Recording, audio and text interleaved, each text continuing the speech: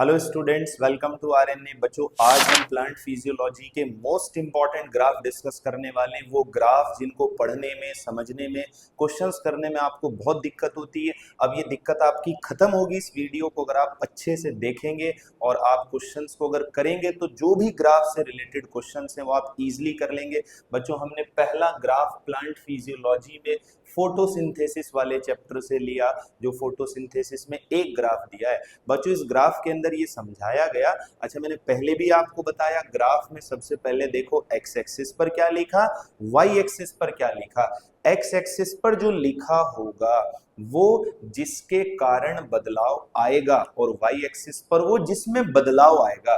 तो light intensity के कारण बदलेगा रेट ऑफ फोटोसिंथेसिस, जिसको CO2 फिक्सेशन भी बोलते हैं। बच्चों, आप जानते हैं फोटोसिंथेसिस में मल्टीपल फैक्टर काम करते हैं, CO2, वाटर, क्लोरोफिल, टेम्परेचर और बहुत सारे फैक्टर। और जब किसी प्रोसेस में मल्टीपल फैक्टर काम करते हो तो वहां पर आता है लॉ ऑफ लिमिटिंग फैक्टर, जो ब्लैकमैन्स ने दिया था 1905 में। आइए बच्चों, इस ग्राफ को समझते हैं। इस ग्राफ के अंदर बताया गया कि लाइट इंटेंसिटी मतलब लाइट के अंदर नंबर ऑफ फोटोन्स कितने। आप लाइट की इंटेंसिटी को बड़े आराम से फील कर सकते हैं। जब आप सुबह सवेरा उठते हो तो धूप हल्की लगती है। जब धूप टाइम बढ़ता जाता है 9, 10, 11, 12, तो धूप तेज लगती है, कड़क लगती है। धूप जितनी तेज लगेगी, कड़क लगेगी, उसकी इंटेंसिटी उतनी हाई होगी। यानी जितनी ज्यादा धूप से हमको लग रहा है गर्मी लग रही है, मतलब उतनी ज्यादा इंटेंसिटी है। तो और यही लाइट इंटेंसिटी, जो नंबर ऑफ फोटोन्स होते हैं, फोटोन्स की एनर्जी होती है एच म्यू, यही एनर्जी यूज होती है फोटोसिंथेसिस के अंदर। बच्चों, अगर हम लाइट इंटेंसिटी को 0 से शुरू करते हैं अर्ली मॉर्निंग, तो जैसे जैसे धीरे धीरे लाइट इंटेंसिटी बढ़ेगी तो रेट ऑफ फोटोसिंथेसिस बढ़ेगा। आप इस ग्राफ को देखिएगा, इसमें जो ये ए वाला लिखा गया, जो ये ए लेबल्ड किया गया, ये ए है लो लाइट इंटेंसिटी। जब तक धीरे धीरे लाइट इंटेंसिटी बढ़ाओगे, लाइट इंटेंसिटी यहाँ कुछ होगी, ये रहा rate of photosynthesis. Light intensity बढ़ा, रेट ऑफ फोटोसिंथेसिस और बढ़ गया। तो ये ए क्या है बच्चों, याद रखना, अगर नीट में क्वेश्चन हो, ये ग्राफ दे रखा है एनसीईआरटी में, A B C D E. तो ए है लो light intensity, lower light intensity पर रेट ऑफ फोटोसिंथेसिस बढ़ेगा। लेकिन एक टाइम आ जाएगा जब लाइट इंटेंसिटी में सैचुरेशन आ जाएगा। अब तुम धूप को और कड़क कर दो, बट रेट पर कोई फर्क पड़ने वाला नहीं है। क्यों?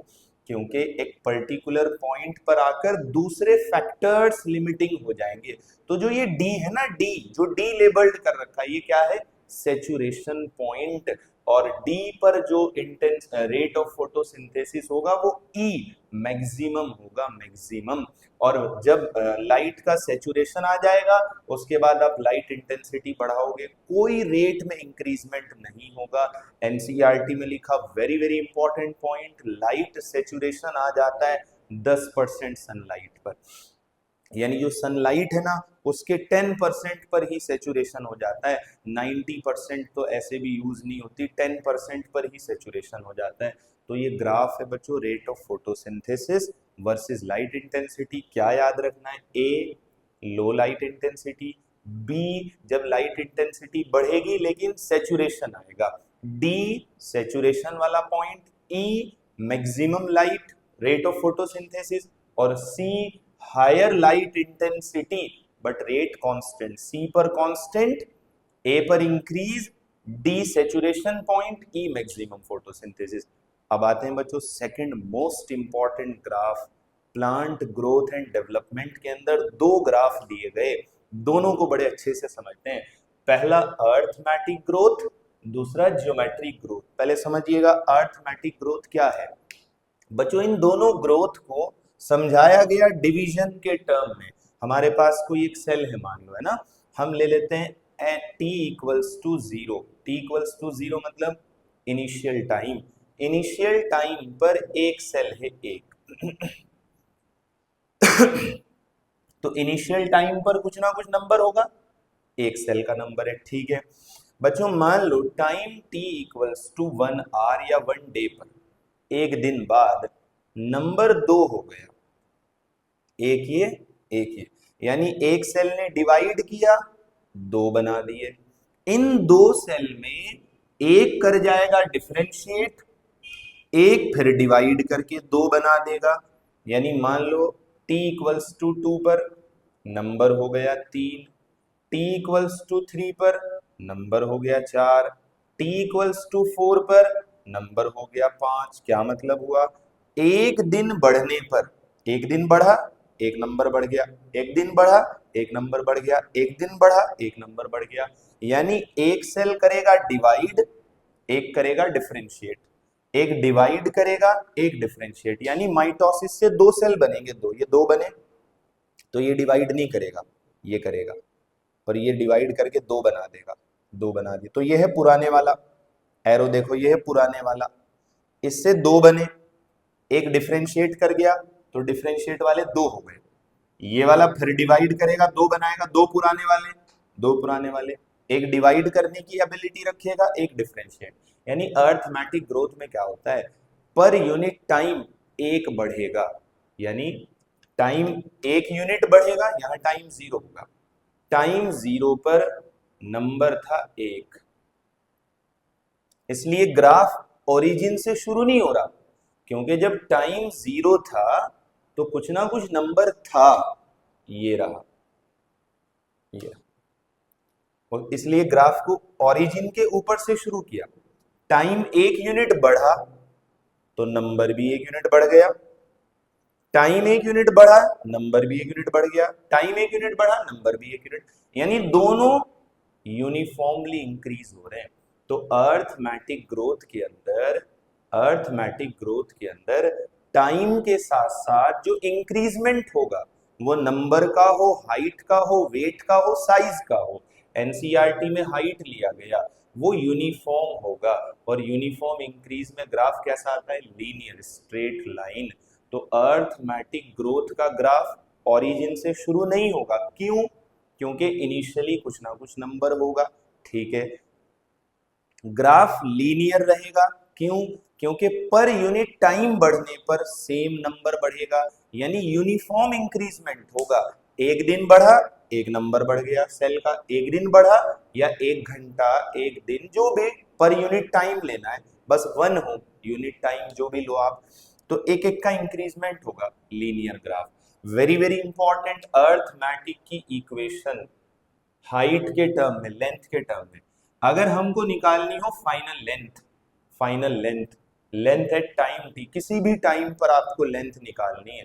फॉर एग्जाम्पल, एक एग्जाम्पल से समझते हैं, आपको बोला इनिशियल लेंथ थी 5 centimetre, L naught, length at time zero. Time zero का मतलब जब से आपने ऑब्जर्वेशन शुरू किया तब, टाइम जीरो नहीं होता कभी, आपको घड़ी में तो टाइम जीरो नहीं होता। ये टाइम जीरो का मतलब है इनिशियल ऑब्जर्वेशन हमने शुरू किया अब, तो ये जीरो माना जाएगा। तो इनिशियल लेंथ है 5 सेंटीमीटर। मान लो यहाँ इंक्रीजमेंट होता है, इंक्रीजमेंट होता है 1 सेंटीमीटर पर डे, हर दिन रूट 1 सेंटीमीटर बढ़ती है, अगले दिन फिर एक बढ़ती है, अगले दिन फिर एक बढ़ती है। तो ये यूनिफॉर्म इंक्रीजमेंट है, दिन एक बढ़ेगा लेंथ 1 सेंटीमीटर, दिन एक बढ़ेगा लेंथ 1 सेंटीमीटर, यानी यूनिफॉर्म इंक्रीजमेंट होगा, यूनिफॉर्म, यूनिफॉर्म इंक्रीजमेंट होगा। ये देखो यूनिफॉर्म, इसलिए लीनियर है, ठीक है। अब एक क्वेश्चन इधर समझ लेते हैं, इनिशियल लेंथ है 5 सेंटीमीटर, रेट है 1 सेंटीमीटर पर डे इंक्रीज होने का, आपको कह रहा है फाइनल लेंथ बताओ 5 दिन बाद, 5 दिन बाद, आफ्टर 5 डेज, ठीक है। कैसे बताओगे? तो भाई फाइनल लेंथ बतानी है तो उसका तरीका ये कि इनिशियल लेंथ कितनी थी 5, ठीक है, ग्रोथ रेट कितना है 1 सेंटीमीटर पर डे, कितने दिन तक ग्रोथ हुई 5 दिन तक, तो इनिशियल लेंथ थी 5, 5 और बढ़ गई, फाइनल लेंथ हो गई 10। यानी फाइनल बताने का तरीका क्या है, एल टी, ये लेंथ है, ये आप कुछ भी ले सकते हो, एन टी नंबर भी ले सकते हो, वेट भी ले सकते हो, कुछ भी ले सकते हो। फाइनल बराबर होगा initial plus R T. R क्या है बच्चों, आर बड़ा इंपॉर्टेंट है, ग्रोथ रेट, जो कि कांस्टेंट होगा, फिक्स्ड होगा, यूनिफॉर्म होगा, हर एक यूनिट टाइम बढ़ने पर एक इंक्रीजमेंट, हर एक यूनिट टाइम बढ़ने पर एक इंक्रीजमेंट। तो आपने याद करना है अर्थमेटिक ग्रोथ के ग्राफ में लीनियर ग्राफ बनता है, इक्वेशन है L T equals to L naught plus R T. Arithmetic growth linear graph equation L T equals to L naught plus R T. Graph origin से शुरू नहीं होगा, division के टर्म में एक सेल डिवाइड एक डिफरेंशिएट, एक डिवाइड एक डिफरेंशिएट।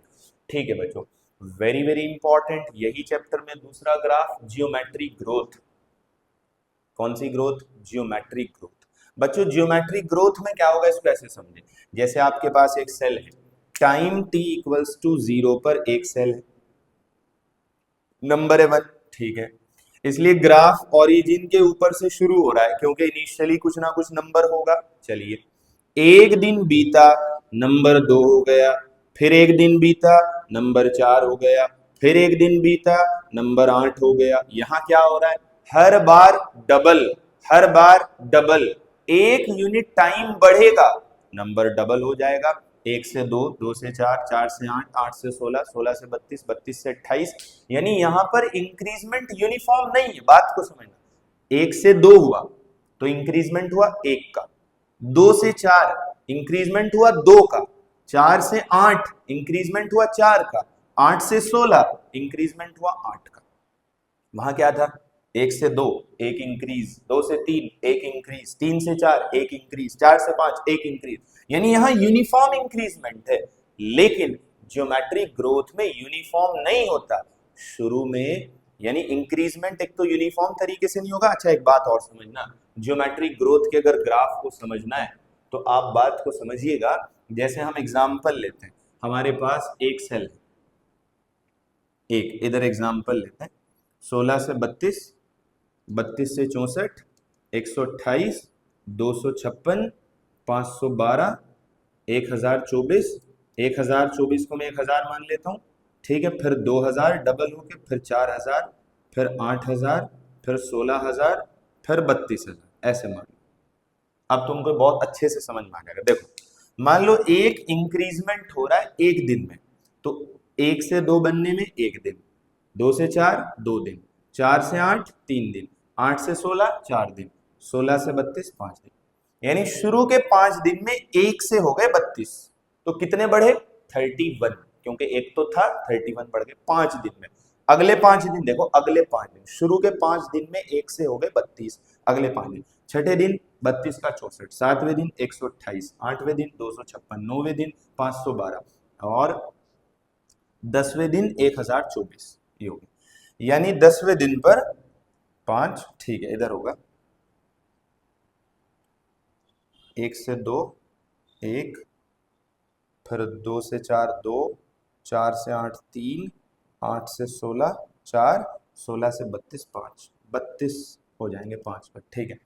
फिर 6 7 8 9 10, तो शुरू के 5 दिन में इंक्रीजमेंट हुआ 32 तक पहुंचा, अगले 5 दिन में 32 से हुआ 1024, 1024।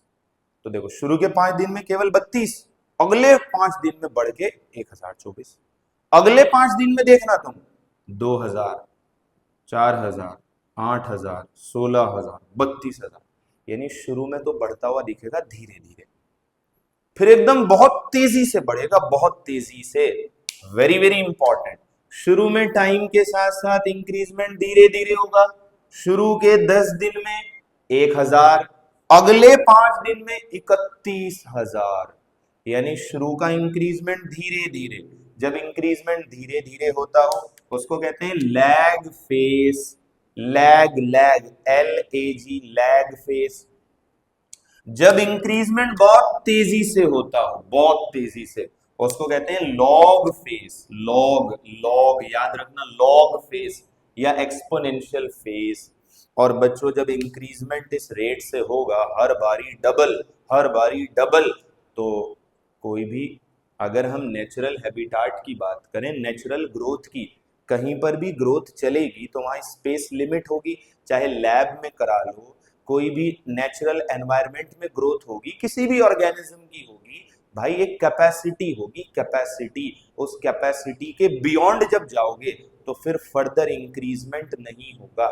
शुरू में आप जब आप तैयारी करते हो, शुरू में आप धीरे धीरे पढ़ते हो, धीरे धीरे सीखते हो, 2-3 महीने बाद आप सब चीजें जल्दी जल्दी ज्यादा ज्यादा सीखते हो, तो शुरू में चलता है आपका लैग फेज। ये दुनिया की हर चीज में लगता है, ये ग्राफ दुनिया की हर चीज में लगता है। हमारी उम्र, हमारी नॉलेज, कोई भी चीज है हमारी, जब हम कोई काम करते हैं तो उस काम में हमारी तरक्की, पैसा पहले धीरे धीरे आता है, लैग फेज, फिर एकदम से बढ़ता है लॉग फेज, लेकिन बढ़ने के बाद फिर एक फेज आ जाता है जब फर्दर इंक्रीजमेंट नहीं होता, उसको कहते हैं स्टेशनरी फेज। जियोमेट्रिक ग्रोथ में 3 फेज है, 3। धीरे धीरे चलना लैग, बहुत तेजी से बढ़ना लॉग या एक्सपोनेंशियल, और फिर एक कांस्टेंट फेस आ जाना स्टेशनरी। इसको कहते हैं सिग्मॉइड या एस शेप्ड कर्व, सिग्मॉइड या एस शेप्ड कर्व। बताओ बच्चों, क्लियर है बात? ठीक है।